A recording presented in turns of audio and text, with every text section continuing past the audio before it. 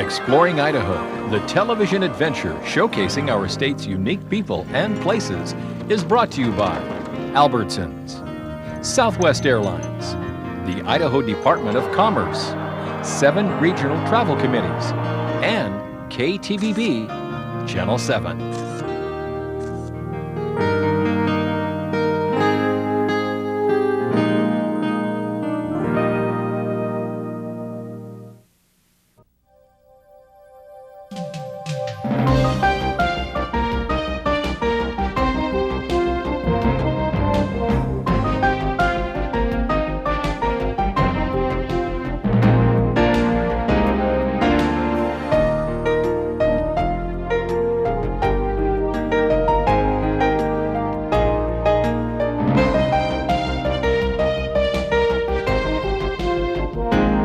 Coming up on this edition of Exploring Idaho. Theirs is a colorful and fascinating part of Idaho heritage, a proud people rich with tradition. It's all part of Nez Perce pride.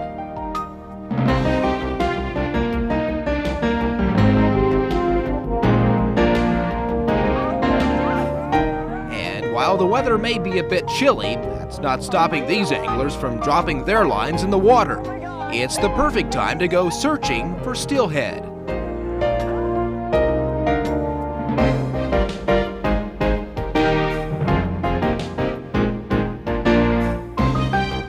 Grab your purses and wallets, slip on your walking shoes, and get ready to redecorate the house. We're going shopping with a couple of antique addicts. All that coming up on this edition of Exploring Idaho.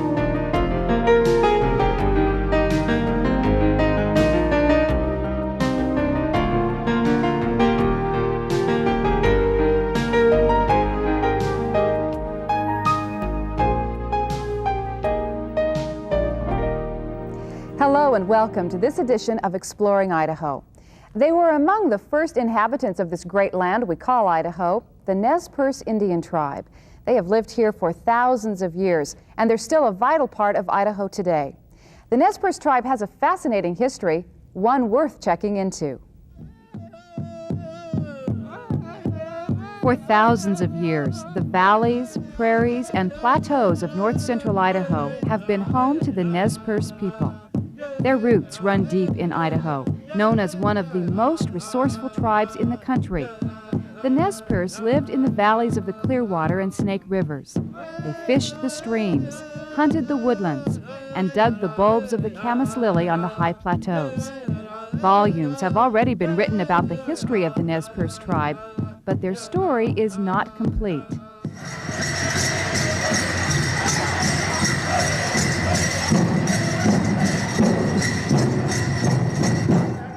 These Native Americans haven't lost sight of their proud past. An important part of Nez Perce culture is the Festival of Dance, or a powwow. At this powwow in Lewiston, 4 tribes have gathered for a friendly competition. The participants are rated on dress and style. But this is more than just a dance. I think it's very important for young people to retain the knowledge of the traditional dances because it had a significant meaning. They're more or less interpreting what their ancestors used to do and why they'd done it. The regalia worn by the dancers is handed down from generation to generation. They're outfits you might expect to see only in a museum. And while some of the attire is more than 100 years old, it still holds the same significance today as it did yesterday. North Central Idaho is rich with Nez Perce history. In 1965, the Nez Perce National Historic Park was established, an effort to share a fascinating history and culture with everyone. The Nez Perce National Historic Park takes in 24 separate sites across Idaho. The headquarters, just outside Lewiston, is home to the largest collection of Indian artifacts anywhere. From the authentic headdresses and moccasins to the handmade tools and weapons, the Visitor Center at the park offers a glimpse of a culture that's evolved over thousands of years, a culture that is evolving even today. The Nez Perce people are great survivors, and this is like a cultural ecosystem people talk about ecosystem management and that sort of thing. Well, this is like a cultural ecosystem. This whole area, the sort of the 1855 boundaries of the treaties of the Nez Perce is like a cultural ecosystem in a lot of respects. And we do interpret the Nez Perce people today. Walker says it's hard for most folks to truly appreciate the tremendous drama that went on in the area. Many historic events took place within just a few miles of here. Imagine this tree-lined walkway in the center of a huge Indian campground. It wasn't that long ago, about the mid-1800s. This place is named after the minister the Nez Perce sent for. They wanted religion, and Reverend Henry Spalding was the missionary sent out from St. Louis. They were the first white people that came here to live, and they made a real significant impact on the state of Idaho and on the Nez Perce tribe, and then eventually on the United States of America. The Spaldings turned out to be real celebrities among the Nez Perce, gaining acceptance and respect quickly. Chief Joseph and Chief Timothy were Reverend Spalding's first two converts. Religion continues to play a major role in the life of many Nez Perce. Not far from the site where Reverend Spalding spoke from the white man's Book of Heaven is the restored St. Joseph Mission. This was the first Roman Catholic mission among the Nez Perce. It was built in 1874 by Father Joseph Cataldo. More than 100 years later, this mission is one of the most popular stops on the Nez Perce Historic Tour. Inside is an impressive collection of original furnishings, the hand-carved wooden altar, the sacred statues.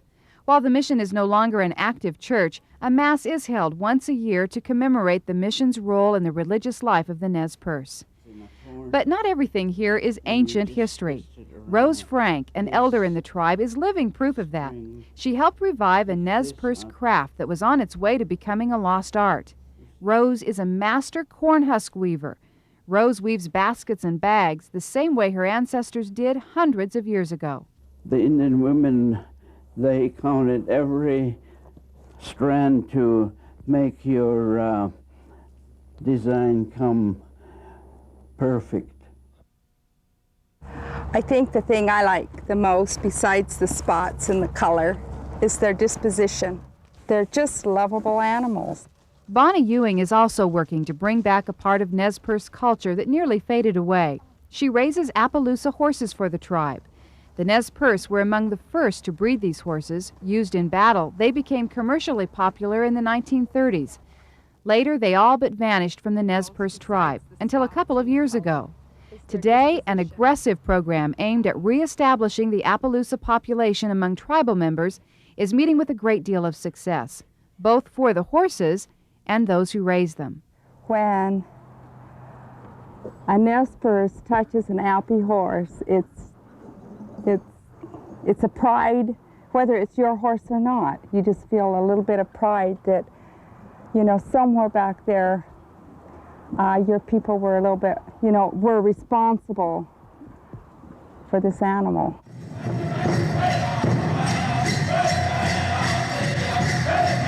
For many of us in this fast-paced world, traditions easily slip away.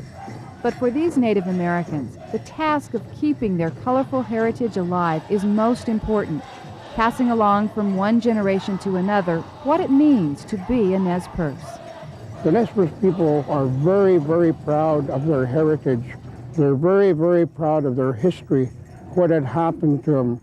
And thanks to the efforts of tribal members and places like the Nez Perce National Historic Park, we can all discover the rich history of Idaho's Nez Perce tribe. Powwows like the one you just saw are held periodically, so you'll want to keep your eye out for the next one. And if you plan to visit every site in the Nez Perce National Historic Park, plan to spend a few days doing so. The Nez Perce covered a lot of territory in Idaho, Oregon, and Montana. We'll be right back. Still to come, hook into a fighting trout. We're going searching for steelhead.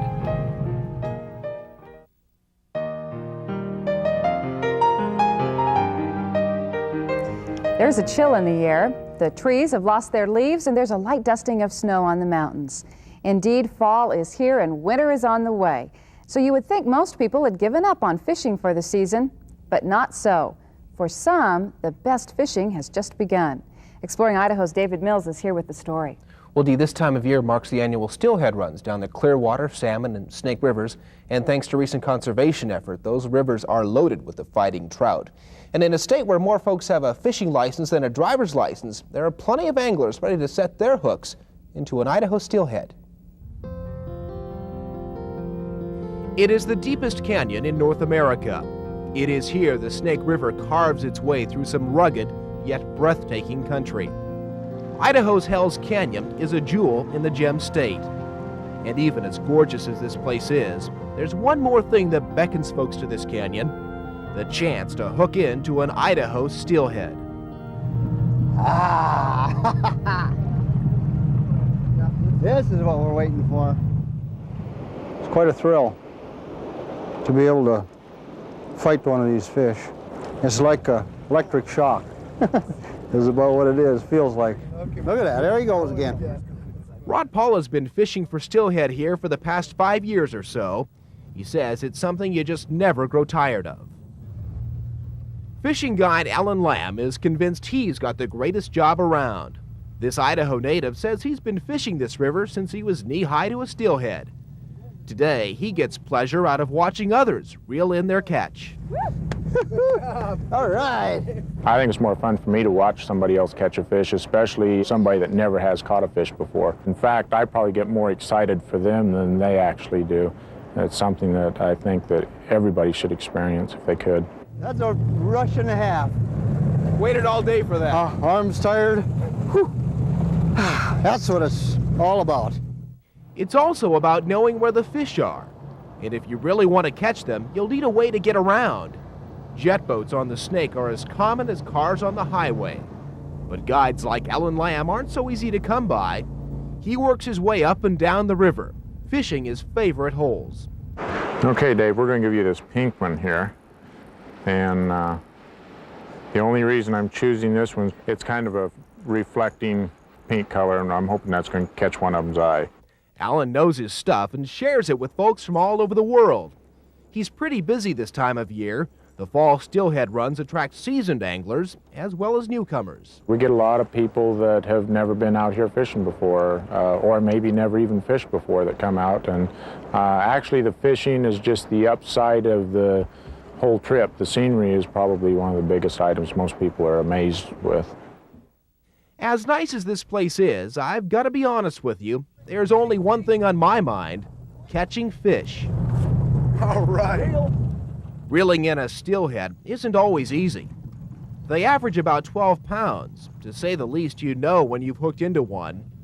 You can't muscle the fish in. You run a risk of losing him. Finesse the fish. Let him come to you. Woohoo! All right. All right. There. He's a wild fish. He's got an out-of-post fin right here. There's a mixture of hatchery-raised and native steelhead out here. The natives are strictly catch and release. And increasing populations of these fighters make your chances of hooking into one pretty good. Yeah, we try to make it something that somebody can come out here and relax. We don't get too high pressured. The fish are there and we're catching fish, then we're catching fish and having a good time. If not, we're looking at the country and still having a good time. You can't see this place like this from your living room. It's free. You're free anytime you're out here. And you can't, so that's something really you can't describe. There's some bighorn sheep tracks following along the river, probably up ahead here someplace. About the only place in the country you can get that close to wild animals and get pictures of them and not have them that scared of you. You know, there's another place around like it. Places like this are rare, almost as rare as being assured you'll catch a steelhead. But sometimes things just work out. Holy jumped! Oh, all right! Oh my beautiful. God. Oh, nice. Oh my God. Did you see it? There we go, we got him. Oh, thank God. Someone take this pole out of my hand. Fun to watch somebody get that excited over a fish. Not just a fish. No. Not just a fish, it's a whale. Now that's a keeper. All right, congratulations. Great job. Good job. Rest assured, there is no better way to end a day. By the way, if it gets too cold, you can just slip up next to the heater on the boat, warm up, and go at it some more. But honestly, when you've got a fish on, warming up is about the last thing on your mind. I can believe it, but it is an awfully cold time of year to be out like that. How long does the season last? Well, it will get even colder because the season lasts right on through February. Well, it looks like fun. David, thank you very much. We'll be right back. Up next, get ready to shop till you drop. We're going bargain hunting with a couple of antique addicts.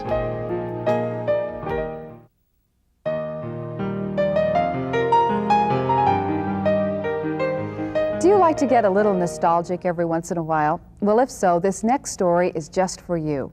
If you've traveled around Idaho very much, you have probably noticed there are antique stores just about everywhere you turn. In fact, in south central Idaho's Magic Valley, there are so many antique stores, this handy guide has been put together to help you find your way from store to store. But if you're not much of one for antique shopping, stick around. You're about to meet a Twin Falls couple that just might help you change your mind. Meet Mac and Diane Mayer. When this Twin Falls couple set out to redecorate their 80-year-old home a few years ago, they discovered a hobby that has turned their home into the envy of the neighborhood. Mac and Diane are antique addicts. They never dreamed that simply buying furniture could take on such a sense of adventure. I got rid of everything at once. I got rid of the couches, the chairs, the dining room table, and basically we had no furniture. But just look at their home now. Piece by piece, the Mayers have surrounded themselves with treasures from the past. And the only thing that I would buy was antiques. So we could just travel throughout southern Idaho and find the pieces that we wanted to really build it into a home. Mac and Diane say they've probably visited every antique store in southern Idaho, but they are most pleased with pieces they've found in their own backyard. This German-made clock is 200 years old and a family favorite. Mac picked it up at a Magic Valley auction. We don't ever plan on selling it, but if we did, it would always hold its value or appreciate. But when it comes to buying antiques, you've really got to know where to go and what to look for. So today, the Mayers take us shopping. All right, the place is open, looking good. Even though their home is chock full of beautiful antiques, the Mayers say you just never know when you'll run across something you can't live without. And that's exactly what's about to happen. Oh, that looks sharp, doesn't it? We've been looking for some side discs that we can utilize. I get tired of pressboard discs or steel disc, things that, you know, add a little water and you've got a pile of sawdust. But when shopping for antiques, there's always one big question. How much, really? If we can get a good price on it, we might be able to take this one home today. So now begins the fine art of negotiation. What's the special for today, Esta? Actually, that's about it, Mac. But when all was said and done, we were able to get a reduction on that desk for $50. Of course, they've seen us come in before, they know us, and they know we'll be back too. And so it makes us feel good if they'll knock off a little bit of the money, and it makes us feel good and it makes them feel good because they know they've got a happy customer. Sometimes the best places to look are hidden away. For example, you'd never know this house is an antique shop. You even have to go in the back door. Oh, I thought for a minute it was a file cabinet-like thing. It's not. It's a drawer. It's like for sewing or something. That's good. Isn't that pretty? Yeah, it is. When we purchase furniture, we like to look for things that are going to have a good resale value. So the Mayers say if you're shopping for furniture that will grow in value, look for pieces that haven't been altered. And remember, the more unusual, the better. Yeah, that's a real pretty pattern, and that would make the chair definitely more collectible to have that in there. It makes it more unique, gives it a little bit more spice to it. And speaking of unusual, here's a unique little find. But what is it? I have no idea. And the lady who brought it in said that it's an old wives' tale, that an elephant who does not have his trunk up is bad luck, and so she did not want it.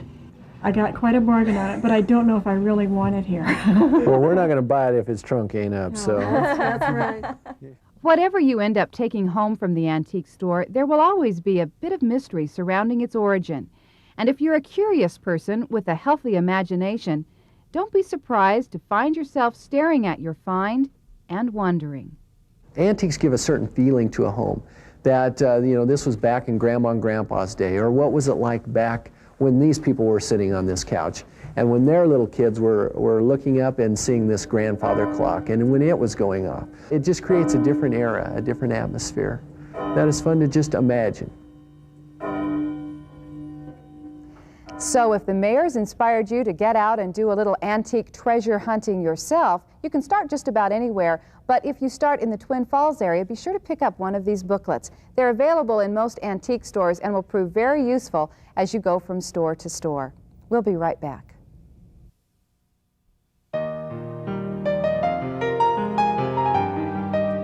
If you would like more information on any of the stories you've seen on this edition of Exploring Idaho, simply call 1-800-635-7820 and request a copy of the Exploring Idaho Field Notes for show number 107. We'll send them right on, and you can be on your way to Exploring Idaho. Well, Idaho's rugged mountains are about to take on a softer look as the first snows of winter begin to blanket the peaks. Our photographer Bill Crum gives us this look at the subtle entrance of Old Man Winter.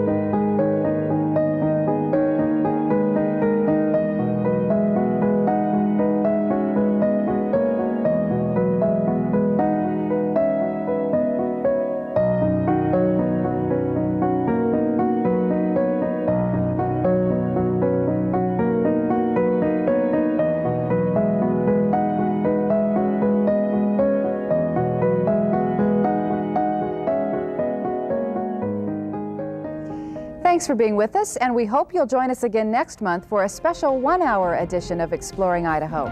We'll see you then.